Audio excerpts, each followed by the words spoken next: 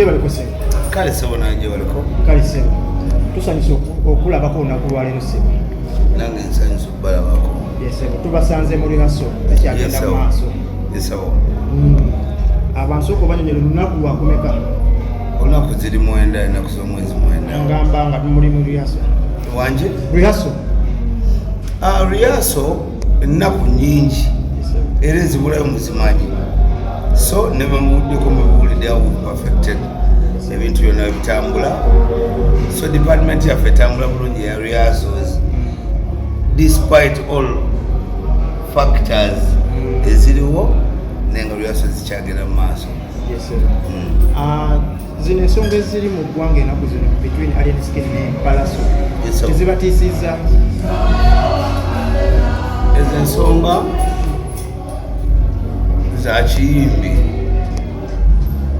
era zijja kuggwa kubadesobola kubawo for long okutategeragana bo bwabaddewo naye nga tobutategeragana nti bwavudde ku bayimbi nga bo just wabaddewo aggressiveness n'obusungu bwakozesebwa naye nga oba kibayita eggaali olulimi olupya eggaali zezaleese eki obuzibu naye nga nze kyemmanyi Alien Skin ne Palaso bali ku mulamu ogwo gwa music bona bayimbi era byonna byonna ebyabaddewo tunoonyega eki gye tubikola ki gye tubisolvinga.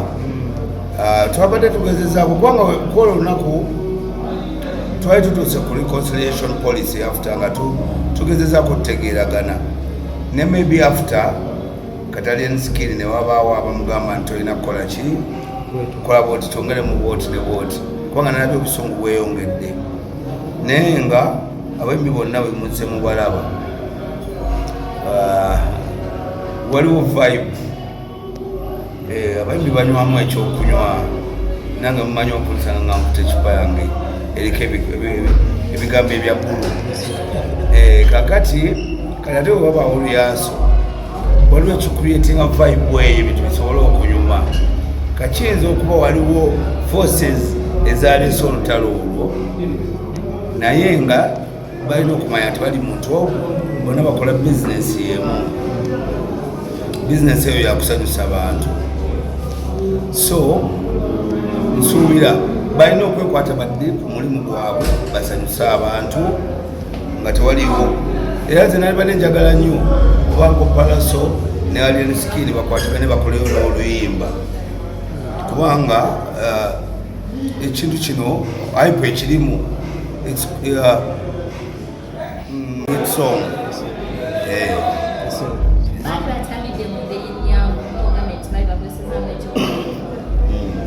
asagala nzize nnyo mu anga eyo kubanga mwe mwagala byononese naye nga nagikubuuliddeko sagala kumbeera gigendako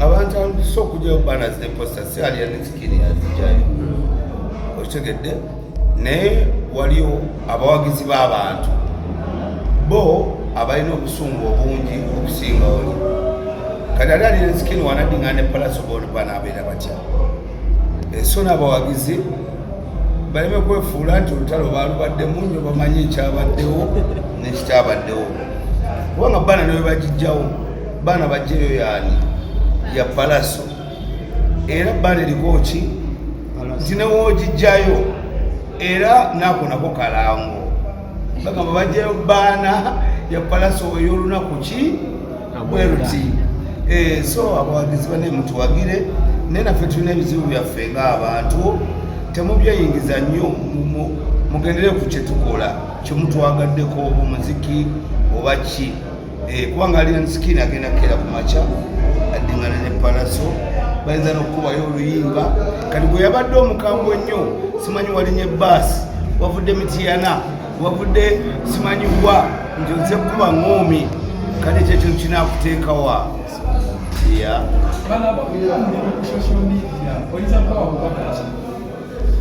abapika omuliro bakupike kubanga sina kyenyinza bagambako babadde ebbanga ddene nga bapika omuliro naye nze kyemmanyi ogwo omuliro gwongera musu bapika muliro kuki abeggaali abavayo ne balumba amaka ga Palaso wali ku studio tebatwalira amateeka mu ngalo bwe bantu benkugambyeko nti ab'eggaali tebatumiddwa alien skin ate kati babira baleetera alien skin ekiri obuzibu lwansonga kati olaba poliisi yajja wano yali etuleetadde alien skin patrol nga wena bagambye nti nze yayita poliisi nayita poliisi kutaawuluza lutalo nga lunemeredde naye ate abapoliisi nebapikinga ate interest endala ngendo abapoliisi bwe bajja ate nga balina emisango gibavunaana emirala ate tutandika obeegari ate tebamutwala ate nga bo balina fayiro ki ndala gyebakola ki kyengezako okugamba nti ate abo abakola ebyo ate bo bongera buzibu kubanga batwalira amateeka mu ngalo ate ensonga ezo ziddiraani ate nga yetazimanyiiko ye tebamanyi ndowooza ye na oba ali willing okubeera ne palaso babikonsiringe kubanga bo ekisookerera bakola bizinesi egi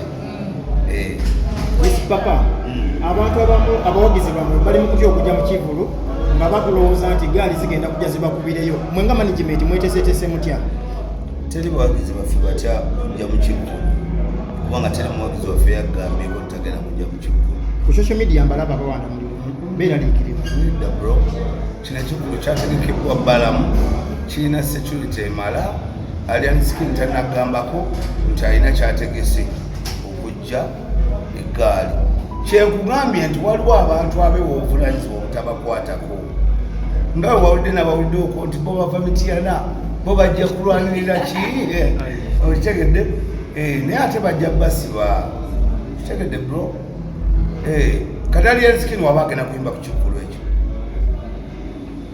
okimanyi asobola okujja nayimba ku kikulu ekyo so security eri tight security eri tight eno Uganda erina amateeka erina ebintu byonna ngaebivulu bibadde bibeerawo wali lugogo kitegedde waliwo security emala waliwo buli kimu era yina agenda okukola efujjo muganda wange ajja kufuna obuzibu so abantu wemuba muwagira abantu mubeereko wemukoma mu kuwagira abantu mbadde mu bizinesi eno for long mbaddeko n'entalo nange n'abantu netumala netudingana nabo temuulyangako bantu benali nevumyeko nabo obujulizi mubulina ku tv zammwe na biki temunsanga nabo buli lunaku kati omunasanga alien skin ne palaso nga bwewahaga kati gwe eyewagawaga eyo oli mukusikayo baana kikuteekawa baana gyosikayo tenakikoze tomanyi sente zakitaddeyo n'alien skin takumanyi kitegedde so byebyo sina bingi byakwogera nnyo n'abantu naye nga nga mwenda ekikulu ekiri kyagamba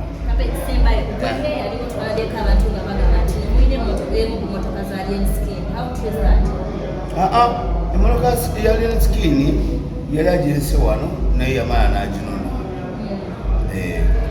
akansiiwa abasinga balowooza nti yali stanti obagamba ki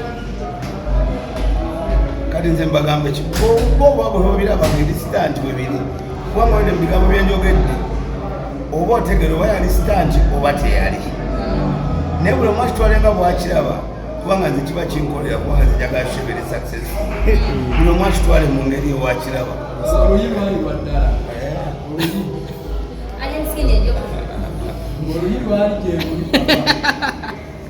owaye temuntenguula skin ejjokuba yagambye agamwetonde ne gamukozesa vidiyo munakikola oba kimwakoze ku Facebook ne Twitter kimala nze ebintu byange byakola nga music wa Palace ali bulungi kubanga bandi yaffe emukubira eno bandi yaffe bagita Roots Band neno interview njikola nga elder babulya kubanga naliwo n'ebisinga tebinkwatako nnyo nze byange byakola nga music mulungi ngera wenze mbikola sebibuuzo mumbuuzo ebinkwatako Big Papa, obadde webbanga ddene obaddeko n'abayimbi ba Good Life nga balina entalo obadde obulembe bwa Bebe Cool ne Bobi Wine entalo zino eno abantu amu bakuze ne katulanga Bobi Wine ne Bebe Cool bakyewalana what should be done abantu okuddamu ne bakwatagana ne bateeremeza bakume yattira muno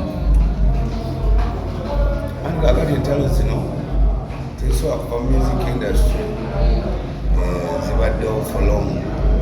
Kuva mu America walingayo Tupac ne Biggie, e Jamaica walingayo Vybz Kartel ne Mavado ne wano zile entalo. Abantu bano abayimba mu Uganda balina inspiration, balina abantu ababa inspiring. Ate nakyo kirina ngeri gyekikola kyongera ku mubali gwabwe. So ate nakyo okwekakasa sisuubira nti kuggwawo mu ndongo nze asinga nze oba asinga oba musiri.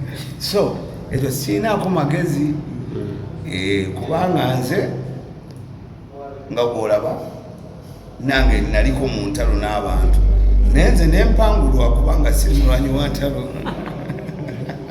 Siwangulangako olutalo n'olumu. Ate olaba gyontwala kati siri naye wano sinza abadde amukozesa lyaso. Era nga omanyi nze ndi nzikooti twalanga bwoli ondaba. Naye kirina kyekigattako ku industry ekyentalo. Andi mwagamba omwana mumbuza bingi interview ekomyawo bambi mbegairi kale akasembayo omwimbi ali mu mbeera ki because tuwulira nti gaali waliwo abayaya abamusalako mu kikomera ki waliwo ali mu mbeera ki Palaso. Munnange ngera olwa Palaso bamusalako ne wali ensikini ali nayo basazeeko era abantu abalala ne bagenda ndabye emisaayi mu vidiyo ne bagenda bwe bityo. Abawagizi boono bwe balumba abooli n'abooli bwe balumba abono naye abayimba ate bo tebakirimu. Okitegedde kiri kyaggwa kyali kululi naye abantu beetumiikiriza. Kakati nawulidde naye ku kyalo kya Palaso waliwo abeera wali studio ye bazze ne bakuba abantu ku kyalo kwonna. Kale ate leero ndabye nti ne wali ensikini wali abagenze ne bakola ettabu njerere nnyonnyonnyo naye nga tugenda kunoonya engeri gye tulisootinga ensonga eyo nga tukwataganye n'amateeka ne poliisi ya Uganda. Kitegedde kubanga si kyangu bakitwala ng'ekyalayisi naye abantu bano balina abawagizi abatalina kye bafiirwa.